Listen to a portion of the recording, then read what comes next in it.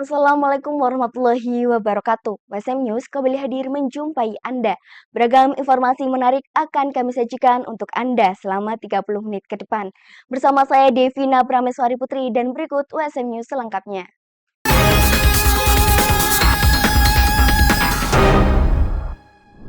Harga cabai rawit merah atau cabai setan melonjak di sejumlah pasar tradisional di Kabupaten Blora. Harga cabai rawit merah saat ini tembus Rp80.000 per kilo.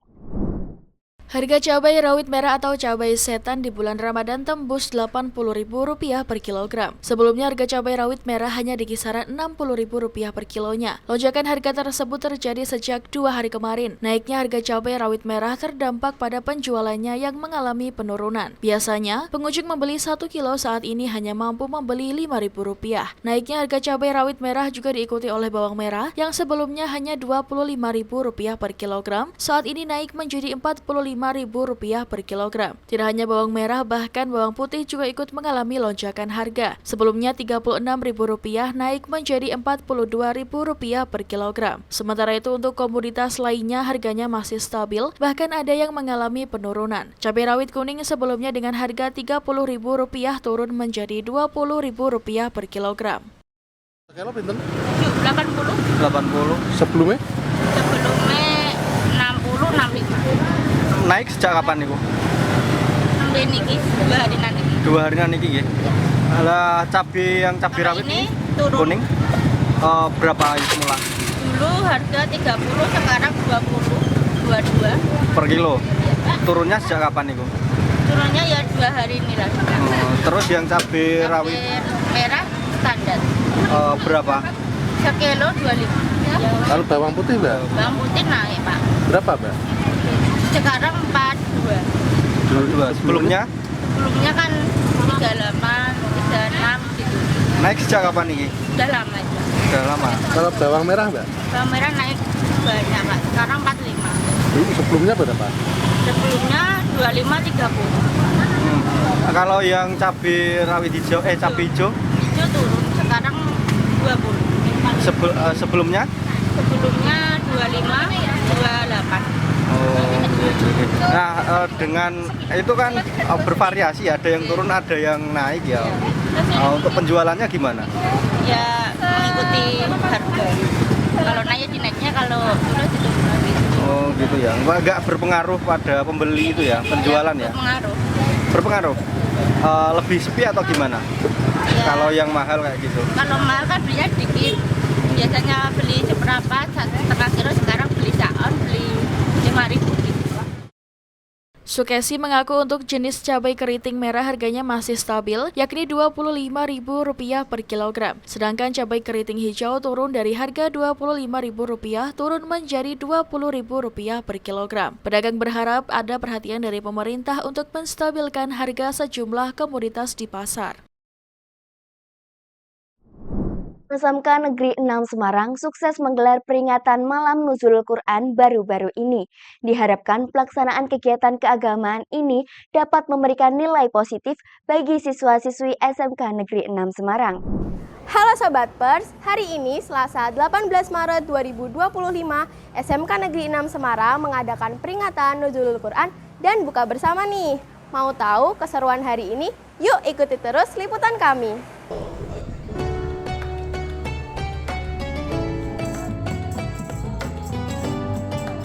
Peringatan Nuzulul Quran kita laksanakan di lapangan SMK Negeri 6 Semarang. Kegiatan ini dimulai pukul 14.30 sore, diawali dengan sholat asar berjamaah, dilanjut dengan khataman Quran, tausiah, doa bersama, dan diakhiri dengan berbuka puasa bersama.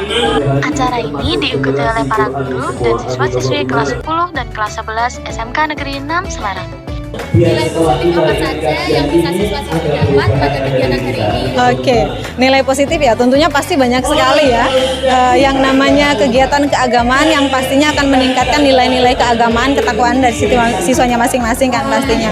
Tapi bisa Bu Amalia spesifikkan aja sedikit, beberapa saya tarik. Apa sih sebenarnya manfaat dari kegiatan ini? Nah, dengan kegiatan Nuzulul Quran ini tuh kalian sebagai siswa itu bisa lebih memahami dan bisa lebih tahu, oh ternyata Al-Quran itu turun di bulan Ramadan tanggal sekian. Nah, dengan lebih memahami Al-Quran, lebih tahu kapan sejarahnya Al-Quran itu akan menambah keimanan, ketakwaan kita kepada Allah Subhanahu wa Ta'ala. Sebenarnya masih banyak lagi dampak positif dari kegiatan ini. Itu tadi liputan kami dalam peringatan Nuzulul Quran dan buka bersama di SMK Negeri 6 Semarang. Saya Sandra Aurelia dari Jurnalistik Skasik pamit undur diri. Siapkan diri di bulan suci. Sampai jumpa. Pemirsa, berdoa bersama atau istighosah merupakan hal yang lumrah dilakukan di beberapa sekolah. Tak terkecuali di SMK Negeri 1 Semarang, mereka mengadakan kegiatan berdoa bersama bagi kelas 12 untuk melancarkan ujian sekolah mendatang. Berikut liputan selengkapnya. SMK Negeri 1 Semarang kembali melaksanakan kegiatan rohani yaitu istighosah di sekolah dan diadakan di masjid. Kegiatan ini dilaksanakan oleh siswa-siswi muslim kelas 12. Tentunya hal ini juga disambut baik oleh siswa di mana mereka terlihat sangat antusias untuk mengikuti kegiatan istighosah ini.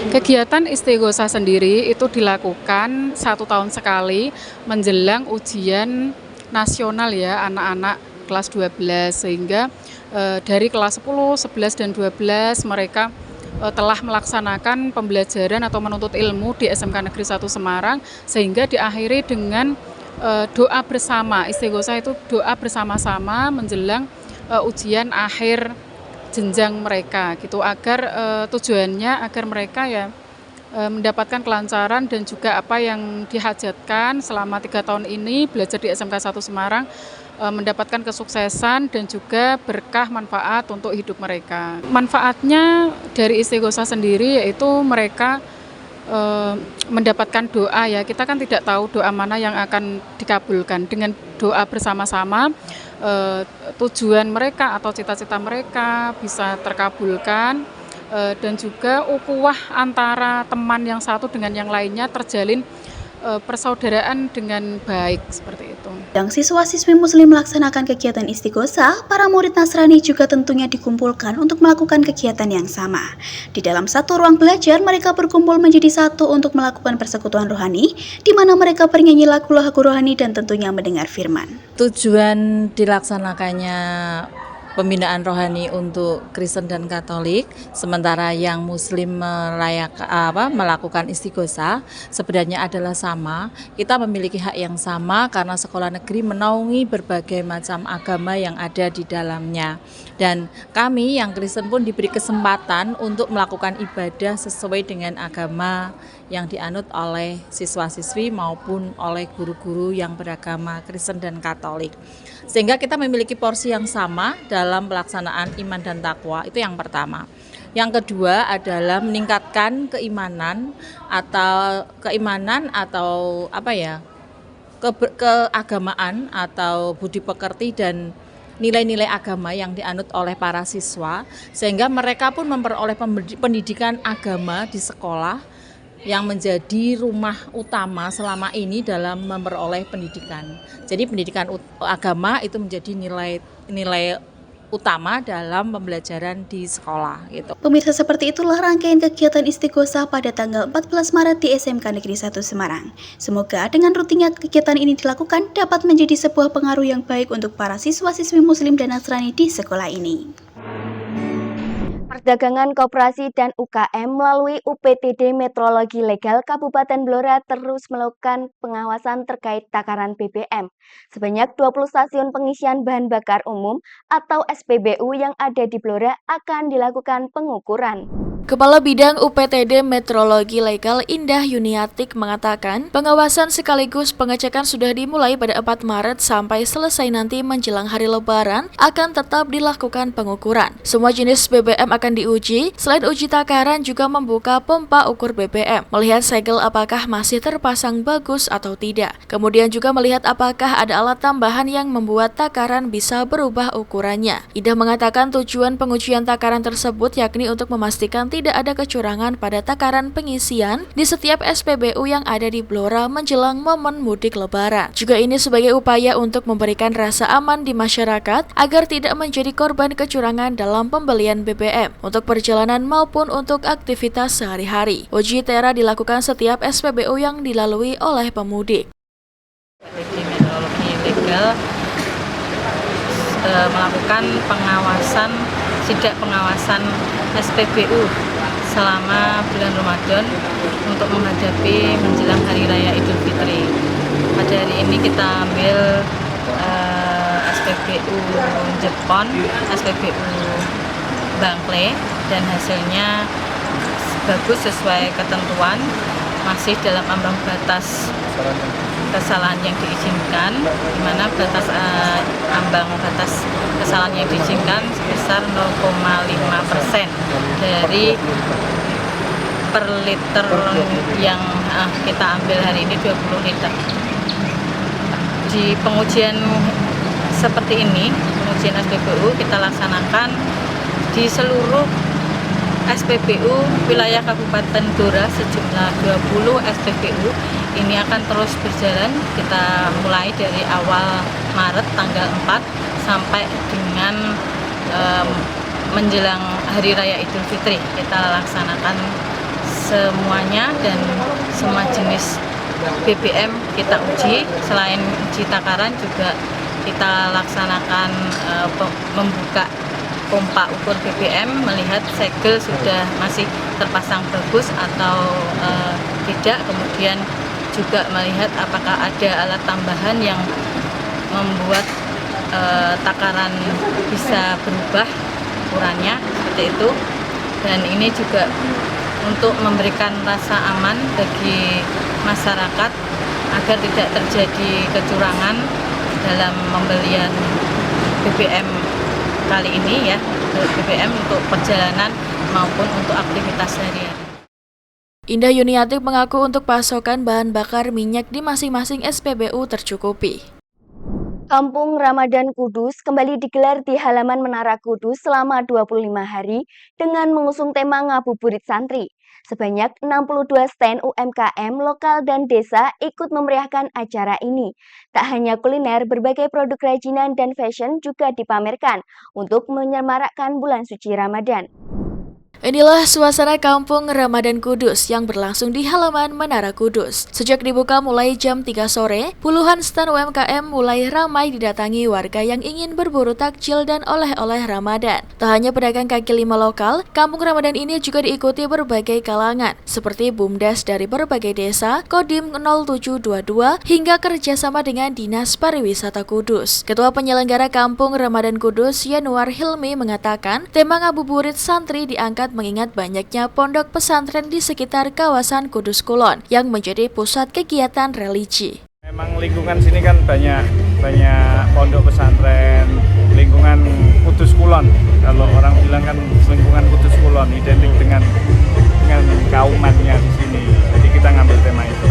Ngabuburit Santri. Ngabuburit Santri. Ada berapa stand UMKM? 62. Cuman ini karena hujan jadi Mas. Tadi kan hujan terus. Kudus saja. Kudus, mayoritas lokal. Dan karena ini kan dari anggota saya, kebetulan saya itu kan ketua PKL CFD. Saya itu kan ketua PKL CFD. Nah ini kan kemarin atas usulan teman-teman dari CFD, ketika CFD diliburkan, ayo Pak kita berkegiatan. Terus akhirnya kita bikin Kampung Ramadan ini. Berarti semua ini adalah PKL CFD ya? Tidak semua, ada yang dari luar juga. Karena kita bukan cuma PKL aja. Jadi ini ada dari BUMDes desa juga. Ini meja ini dari Karang Taruna desa.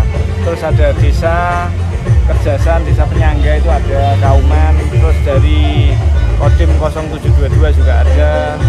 Terus dari Perpina itu binaan dari ini Dinas Pariwisata. Setengah 3 itu udah pada buka. Cuman karena hari ini hujan aja gitu. Kemarin udah rame ya. Di malam itu rame. Kemarin kan ada diskusi Mbak Belinda juga di sini. Rencana full 1 bulan ya? Sampai tanggal 25 Mas. 25 Ramadan? Enggak, 25 Maret. Iya. Salah satu penjual kuliner Fatihatul Aulia mengaku antusias berjualan di Kampung Ramadan karena bisa menjadi sarana promosi produk lokal dan menaikkan omset selama bulan puasa. Ini jualan apa aja Mbak? Di jualannya ada macam-macam, ada barang asem, pepes-pepesan, tahu, sayur bening, sama nasi bakar, tahu mercon, sama risol aja. Oh, ini di Kampung Ramadan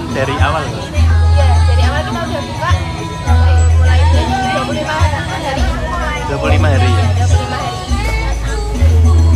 Ini terkait Kampung Ramadan ini tanggapannya gimana, Mbak? Standnya Oke. kira-kira ada 62 stand.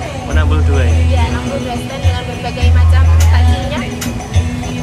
Ini buka dasar dari jam berapa? Jadi buka dasarnya karena hujan ya Mas, buka dasarnya dari mulai jam 4.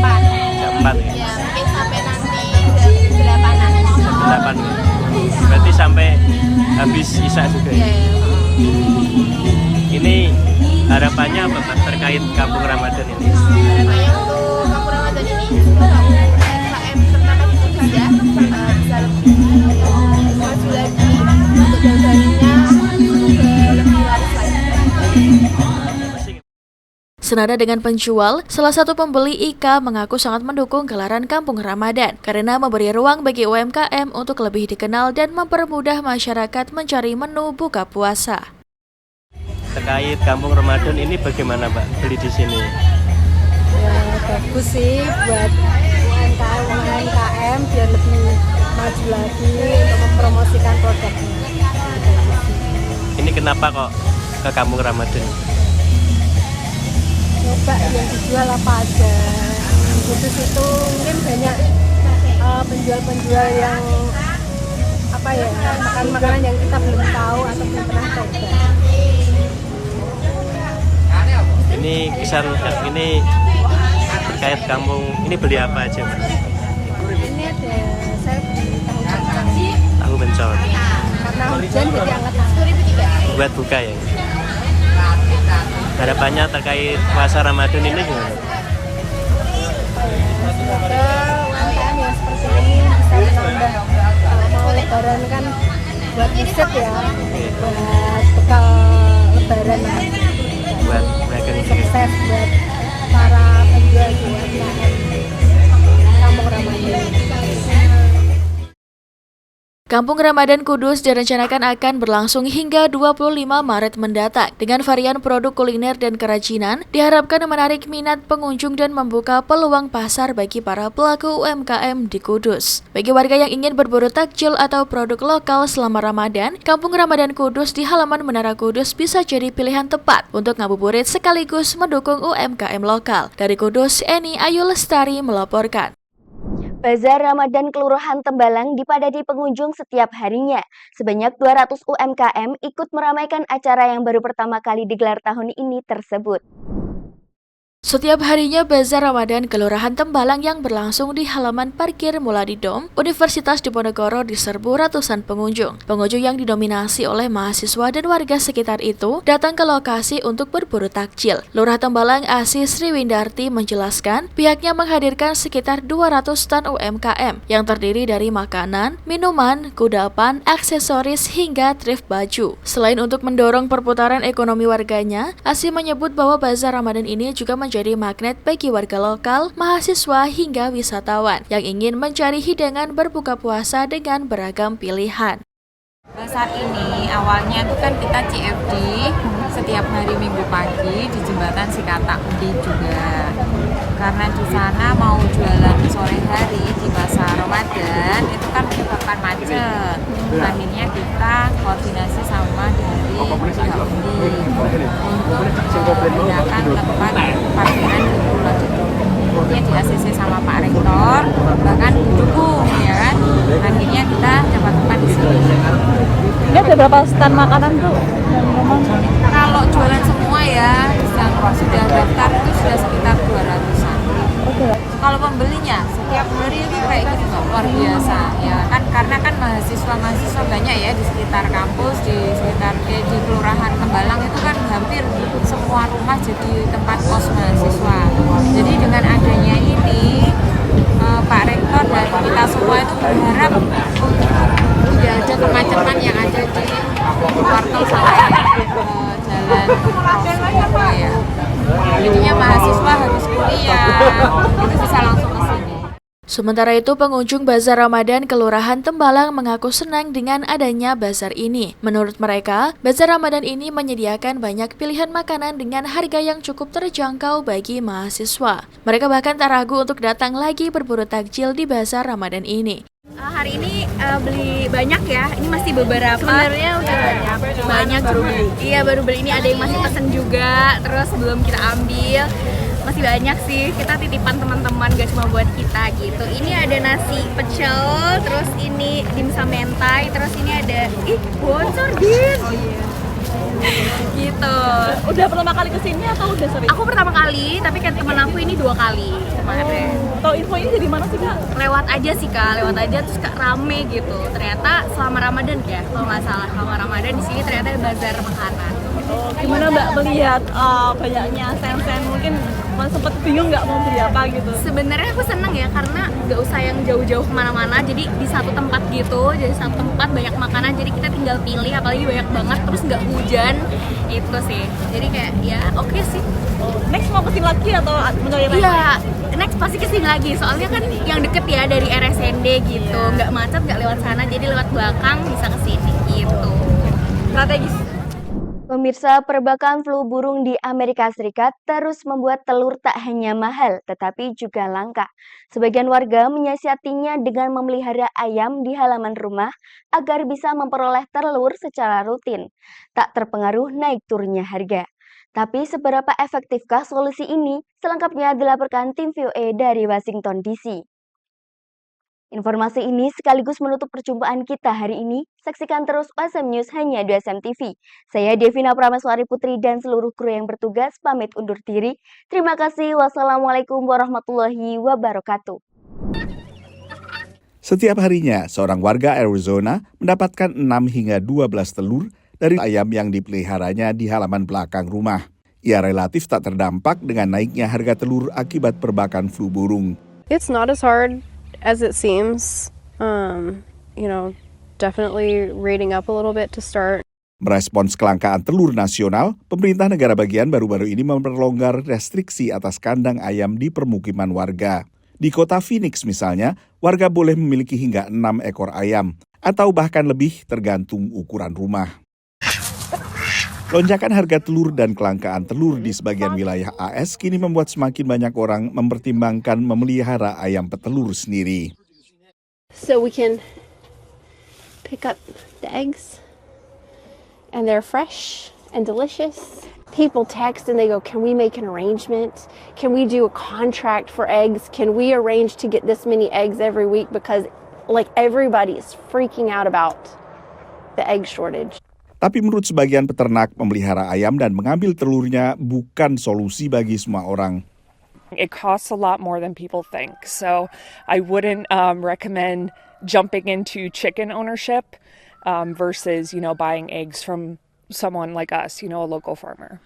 Menurut mereka yang berpengalaman, beternak ayam petelur perlu investasi sekitar $1.000 sebelum ayam menghasilkan telur pertamanya.